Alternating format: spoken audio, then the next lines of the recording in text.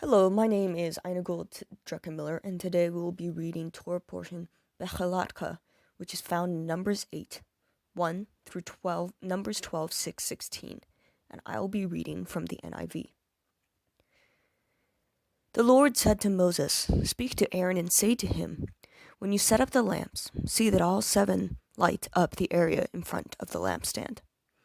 Aaron did so. He set up the lamps so that they faced forward on the lampstand, just as the Lord commanded Moses. This is how the lampstand was made. It was made of hammered gold, from its base to its blossoms. The lampstand was made exactly like the pattern the Lord had shown Moses. The Lord said to Moses, "Take the Levites from among all the Israelites and make them ceremonial clean. To purify them, do this. Sprinkle the water of cleansing on them. Then have them shave their whole bodies and wash their clothes, and so they will purify themselves. Have them take a young bull with its grain offering of the finest flours mixed with olive oil. Then you are to take a second young bull for sin offering. Bring the Levites to the front of the tent of meeting and assemble the whole Israelite community. You are to bring the Levites before the Lord, and the Israelites are to lay their hands on them. Aaron is to present the Levites before the Lord as a wave offering from the Israelites, so that they may be ready to do the work of the Lord. Then the Levites are to lay their hands on the heads of the bulls, using one for a sin offering to the Lord, and the other for a burnt offering, to make atonement for the Levites. Have the Levites stand in front of Aaron and his sons, and then present them as a wave offering to the Lord.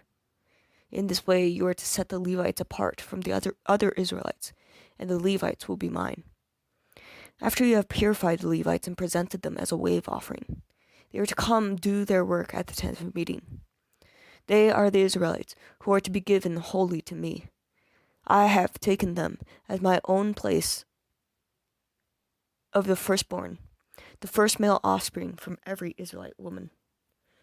Every firstborn male in Israel, whether human or animal, is mine. When I struck down all the firstborn in Israel, I set them apart for myself, and have taken the Levites in place of all the firstborn sons in Israel. From among all the Israelites I have given the Levites as a gift to Aaron and his sons to do the work at the tent of meeting on behalf of the Israelites, and to make atonement for them, so that no plague will strike the Israelites when they go near the sanctuary." Moses, Aaron, and the whole Israel community did with the Levites just as the Lord commanded Moses. The Levites purified themselves and washed their clothes. Then Aaron presented them as a wave offering before the Lord, and made atonement for them to purify them. After that, the Levites came to do their work at the tent of meeting under the supervision of Aaron and his sons. They did with the Levites just as the Lord commanded Moses. The Lord said to Moses, "This applies to the Levites. Men 25 years and old or more shall come to take part in the work of the tent of meeting. But at the age of 50 they must retire from their regular service and work no longer. They may assist their brothers in performing their duties at the tent of meeting, but they themselves must not do the work. This, then, is how you are to assign the responsibilities of the Levites." The Lord spoke to Moses in the desert of Sinai on the first month of the second year after they came out of Egypt, and he said, "Have the Israelites celebrate Passover at the appointed time. Celebrate it at the appointed time at twilight on the 14th day of this month, in accordance with all its rules and regulations." So Moses told the Israelites to celebrate Passover, and they did so in the desert of Sinai at twilight on the 14th day of the first month. The Israelites did everything just as the Lord commanded Moses. But some of them could not celebrate the Passover on that day because they were ceremonially unclean on account of the dead body. So they came to Moses and Aaron that same day and said to Moses, "We have become unclean because of a dead body. But why should we be kept from presenting the Lord's offering with the other Israelites at the appointed time?" Moses answered them, "Wait until I find out what the Lord commands concerning you." Then the Lord said to Moses, "Tell the Israelites, when all of you and your descendants are unclean because of the dead body, or on a journey, they are still to celebrate the Lord's Passover. But they will do it on the 14th day of the second month at twilight. They are to eat the lamb together with unleavened bread and bitter herbs. They must not leave any of it till morning, or break any of its bones. When they celebrate the Passover, they must follow all the regulations. But if anyone who is ceremonially unclean and not on a journey fails to celebrate the Passover, they must be cut off from their people for not presenting the Lord's offering at the appointed time. They will bear the consequences of their sin. A foreigner residing among you is also to celebrate the Lord's Passover in accordance with its rules and regulations. You must have the same regulations for both the foreigner and the native-born. On the day of the tabernacle, the tent of covenant law was set up. The cloud covered it. From evening till morning, the cloud above the tabernacle looked like fire. That is how it continued to be. The cloud covered it, and at night it looked like fire. Whenever the cloud lifted from above the tent, the Israelites set out. Wherever the cloud settled, the Israelites encamped. As the Lord commanded, the Israelites set out, and at his commands they encamped. As long as the cloud stayed over the tabernacle, they remained in camp. When the cloud remained over the tabernacle a long time, the Israelites obeyed the Lord's orders and did not set out. Sometimes the cloud was over the tabernacle only a few days. As at the Lord's command, they would encamp, and then at his command they would set out. Sometimes the cloud stayed only from evening till morning, and when it lifted in the morning they set out. Whether by day or by night, whenever the cloud lifted, they set out. Whenever the cloud stayed over the tabernacle for 2 days or a month or a year, the Israelites would remain in camp and not set out. But when it lifted, they would set out. At the Lord's command they encamped, and at the Lord's command they set out. They obeyed the Lord's orders in accordance with his command through Moses. The Lord said to Moses, "Make 2 trumpets of hammered silver and use them for calling the community together and for having the camp set out. When both are sounded, the whole community is to assemble before you at the entrance of the tent of meeting. If only one is sounded, the leaders, the heads of the clans of Israel, are to assemble before you. When a trumpet blast is sounded, the tribes camping on the east are to set out. At the sound of a second blast, the camps on the side of the south are to set out. The blast will be a signal for setting out. Together the assembly blow the trumpets, but not with the signal for setting out. The sons of Aaron, the priests, are to blow the trumpet. This is to be a lasting ordinance for you and the generations to come. When you go into the battle in your own land against an enemy who is oppressing you, sound a blast on the trumpets. Then you will be remembered by the Lord your God and rescued from your enemies. Also, at your time of rejoicing, your appointed feasts and new moon feasts, you are to sound the trumpets over your burnt offerings and fellowship offerings, and they are to be a memorial for you before God. I am the Lord your God. On the 12th day of the second month of the second year, the cloud lifted from above the tabernacle of covenant law. Then the Israelites set out from the desert of Sinai and traveled from place to place until the cloud came to rest in the desert of Paran. They set out this first time at the Lord's command through Moses. The division of the camp of Judah went first, under their standard. Nahshon, son of Amminadab, was in command. Nathaniel, son of Zuar, was over the division of the tribe of Issachar. Elab, son of Helon, was over the division of the tribe of Zebulun. When the tabernacle was taken down, and the Gershites and the Merarites who carried it set out. Then the tabernacle was taken down, and the Gershites and the Maronites who carried it set out. The division of the camp of Reuben went next under their standard. Eleazar, son of Shadur, was in command. Shelumel, son of Jeshuradi, was over the division of the temple of Simeon, and Eliphan, son of Duel, was over the division of the tribe of Gad. Then the Colonites set out, carrying the holy things. The tabernacle was to be set up before they arrived. The division of the camp of Ephraim went next, under the standard. Elishama, son of Amminadab, was in command. Gamaliel, son of Pedasur, was over the division of the tribe of Manasseh, and Aben, son of Gideoni, was over the division of the tribe of Benjamin. Finally, at the rear guard for all the units, the divisions of the camps of Dan set out under their standard. Ahiezer, son of Ammishaddai, was in command. Pagiel, son of Okron, was in the division of the tribe of Asher. Ahara, son of Enan, was in the division of the tribe of Naphtali. This was the order of the march for the Israelites' divisions as they set out. Now Moses said to Hobab, son of Reuel, the Midianite, Moses' father-in-law, "We are setting out from the place about which the Lord said, 'I will give to you.' Come with us, and we will treat you well, for the Lord has promised good things to Israel." Now he answered, "No, I will not go. I'm going back to my own land and my own people." But Moses said, "Please do not leave us. You know where we should camp in the wilderness, and you can be our eyes. If you come with us, we will share with you whatever good things the Lord gives us." So they set out from the mountain of the Lord and traveled 3 days. The ark of the covenant of the Lord went before them during those 3 days to find a place to rest.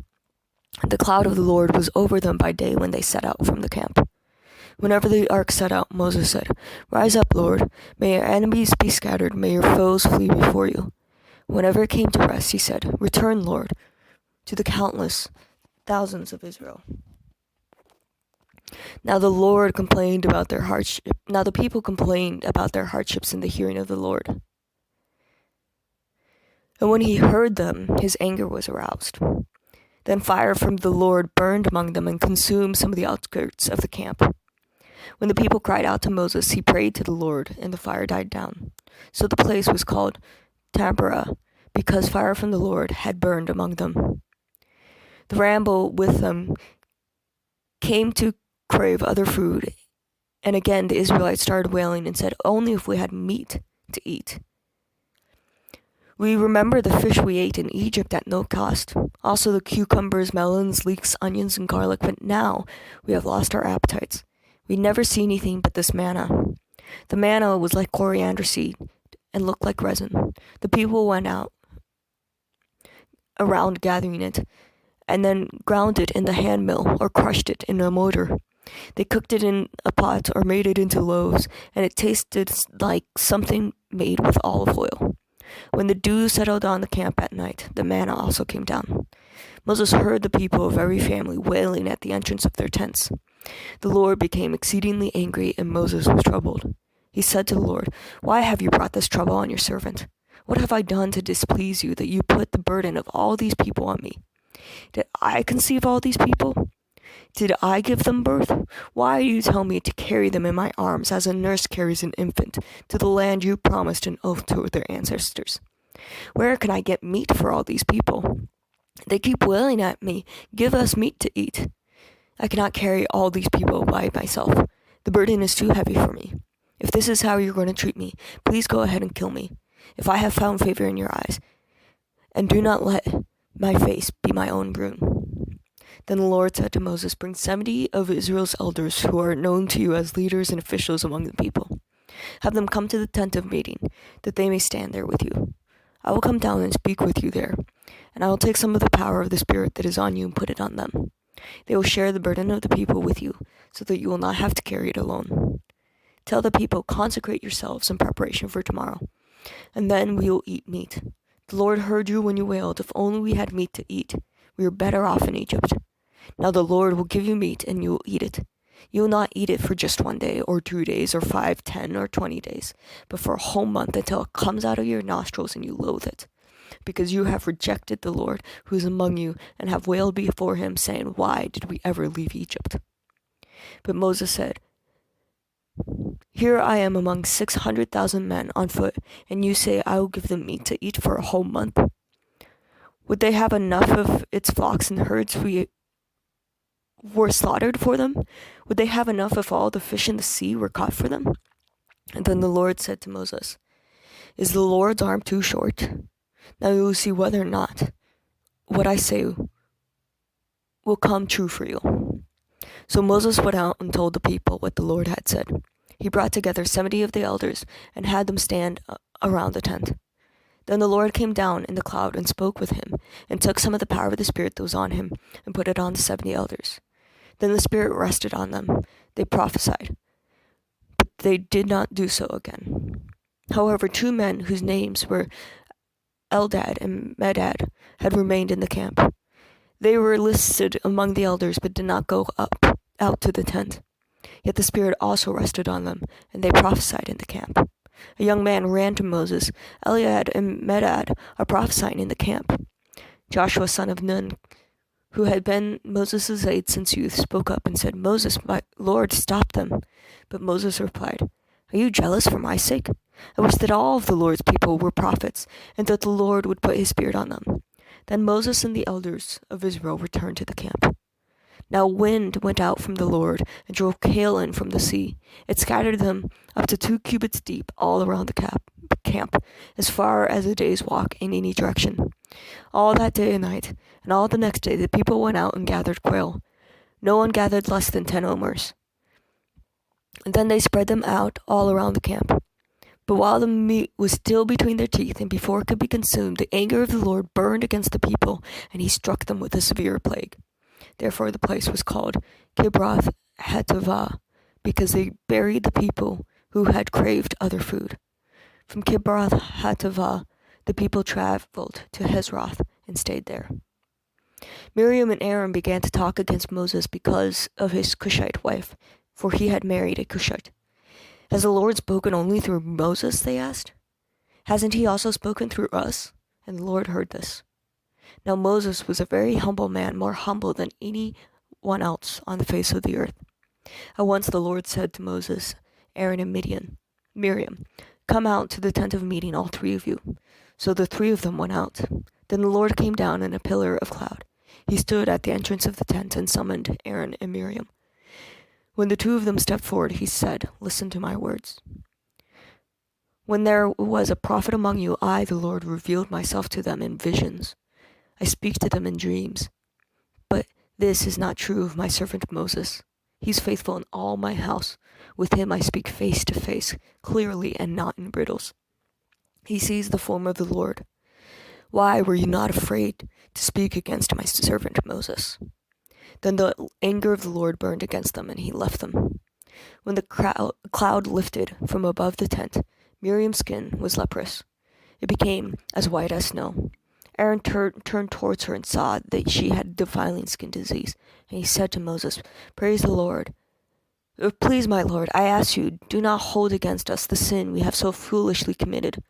Do not let her be a stillborn infant coming from its mother's womb, with its flesh half eaten away." So Moses cried out to the Lord, "Please, God, heal her." The Lord replied to Moses, "If her father had spit in her face, would she not have been in disgrace for 7 days?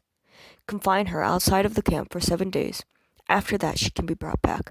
So Miriam was confined outside of the camp for 7 days, and the people did not move on until she was brought back. After that the people left Hazeroth and encamped in the desert of Paran.